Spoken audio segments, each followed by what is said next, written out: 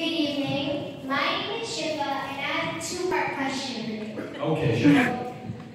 How does the Canadian government decide to allocate funds for space exploration compared to other programs like healthcare, infrastructures, etc.?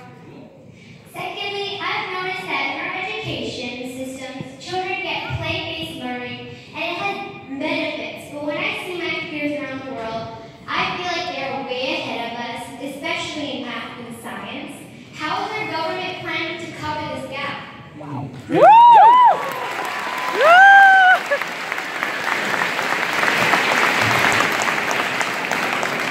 Questions from young people always make me feel like our future is in really good hands. First of all, I was a teacher for many years, so I understand how important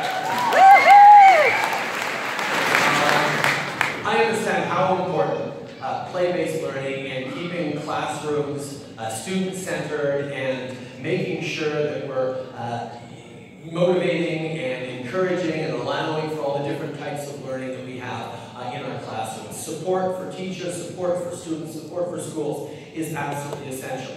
However, of course, we also need to make sure, particularly the way the world is going, that we're investing adequately in science, technology, engineering, and math, the STEM areas, because we know that technology is surrounding us more and more, knowing how to code, knowing how to understand what an algorithm is and how an elegant algorithm can help you do things, and understanding how to be powerful users of technology is something that everyone is going to need to be able to do in the workplace of the future. And how we make sure that our schools are able to give our students that kind of knowledge and how the teachers have the tools to be able to do that is really important. Now, even though I was a school teacher, I respect and understand that education, particularly K-12, is a provincial area of responsibility. So the federal government doesn't get to weigh in all that much,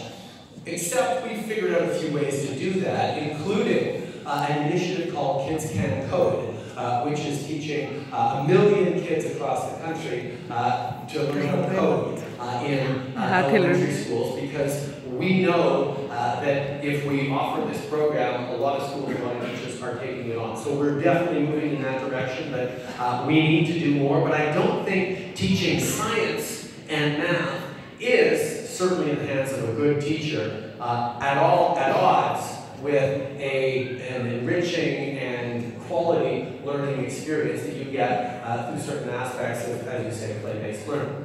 Your second question on how we choose to invest in space when, of course, there are so many other priorities we have to invest in. Now, that's part of the responsibility of a government. We always have so many different things that we have to invest in that you have to make certain amounts of choices about what are the best investments that are going to lead us, make us better off in the coming years. What are the investments we're making today that are going to leave our society richer, fairer, better, with more opportunities for everyone down the line? And investing in space is not just about what happens up there, but it's about the science and innovations and research that end up benefiting us in our daily lives. So a lot of what our investments in space are and have been, if you think of, anytime you saw a picture of the space shuttle, one of the things most people noticed was that Canadarm with the Canadian flag sitting on the space shuttle, because it was just such a great thing to see, that there was a great Canadian flag on the American space shuttle every time you saw it because of Canada. Well, we have a Canadarm also on the International Space Station. What Canada has consistently been able to do in space is excel in certain particular areas. So investing in robotics, for example, is one of the things that we've done very, very well and developed tremendous capacities at in the Canadian science and tech industry.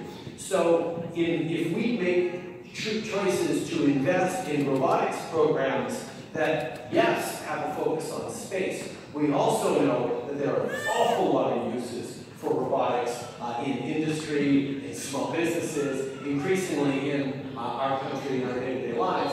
And that's where we can make investments in things that, yes, will have direct impacts in space development and exploration, that will also have significant impacts in developing ability